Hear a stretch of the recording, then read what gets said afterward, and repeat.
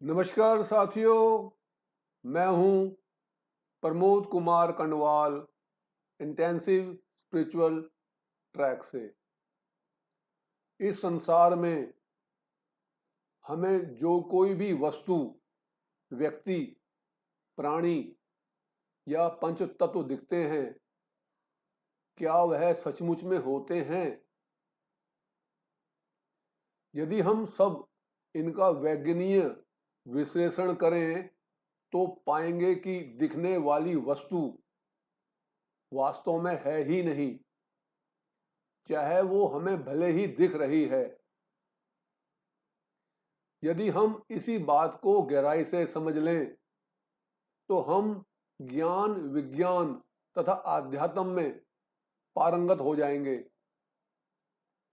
हमारी सारी समस्या सुलझ जाएगी, हम शांत हो जाएंगे,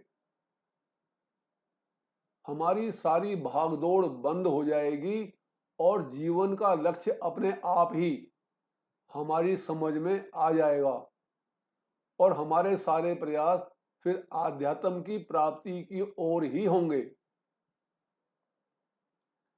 दुनिया में ऐसी कोई भी वस्तु, व्यक्ति या प्राणी नहीं जो विनाश की ओर नहीं जा रहा।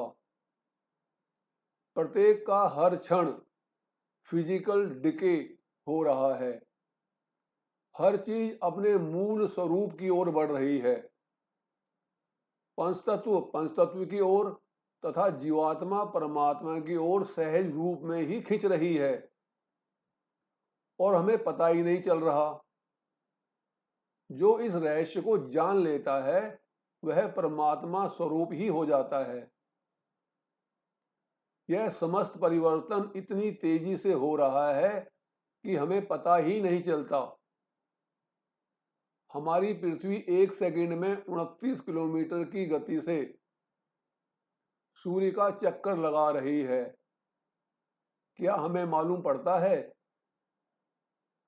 हमारा चेहरा रोज बदल जाता है।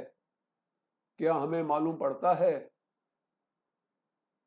यह बड़े आश्चर्य की बात है कि स्थिति इतनी तेजी से बदल रही है फिर भी हमें मालूम नहीं पड़ता, जिसका एकमात्र कारण हमारा इस संसार में हर समय लिप्त रहना है।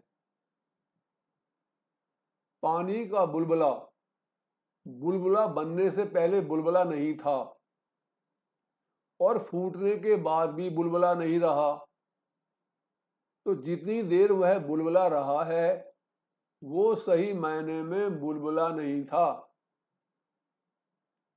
बुलबुला बनने से पहले वो पानी था।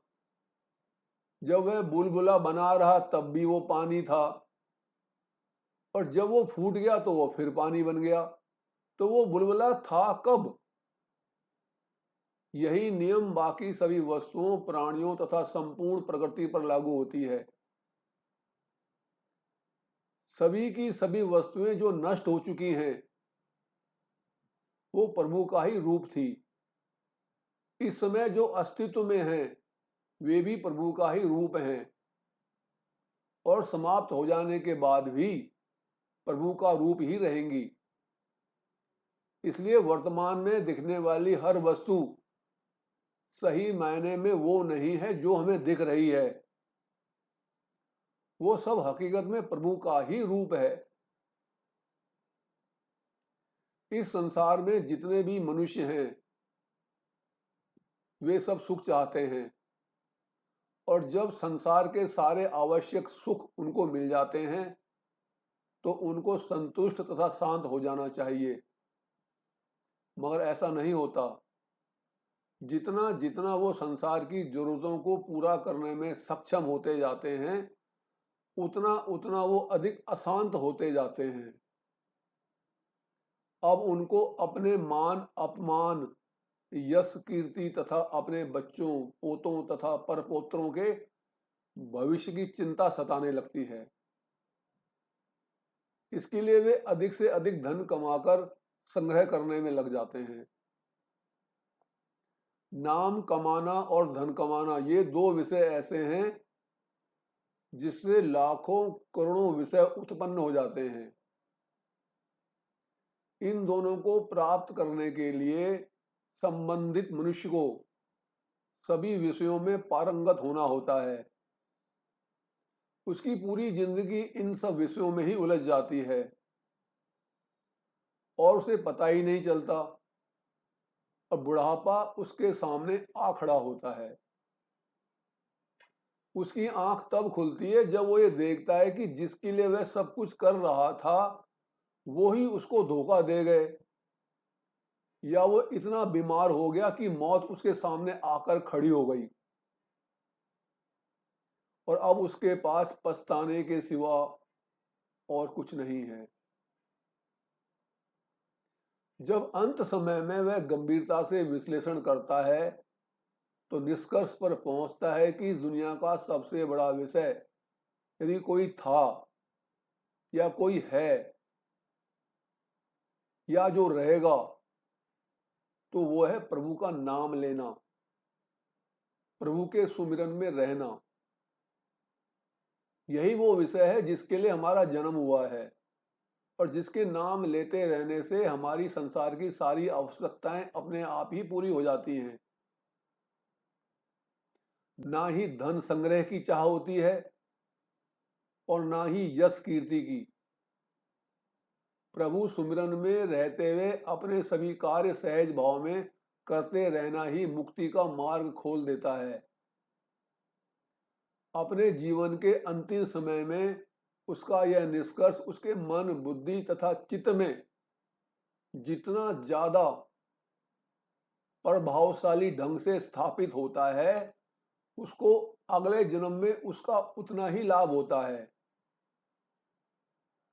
अब नए जन्म में उसकी जब नई पारी शुरू होती है तो जैसे ही वो 3 या 4 साल की आयु में उसकी सांसारिक आंख खुलती है तो उसके प्रत्येक कार्य में आध्यात्मिकता झलकने लगती है। वो बड़े बूढ़ों के साथ उठने बैठने लगता है जो प्रभु का नाम लेते हैं, प्रार्थना करते हैं, सुमिरन करते हैं। जहां तक उसके पिछले जन्म के कर्मों का सवाल है वो तो उसे भुगत नहीं होंगे, तो वर्तमान में जो वह आध्यात्मिक कार्य कर रहा है वो उसे इतनी शक्ति देते हैं कि पिछले अनुचित कार्य जो उसने किए हैं उनको सहन करने की उसे शक्ति मिल जाती है।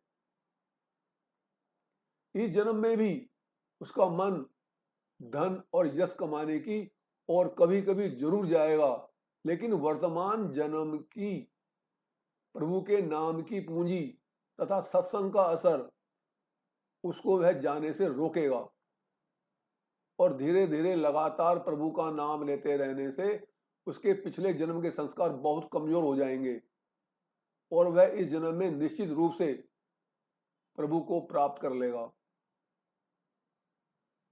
तो मनुष्य जाति को भगवान ने एक ही विषय दिया है, वह प्रभु का सुमिरन है। जहां तक मूलभूत आवश्यकताओं की जरूरत है तो उसे परमात्मा स्वयं पूरी करते हैं। प्राणियों के अंदर सिर्फ मनुष्य है जो कमाई करता है, धन कमाता है।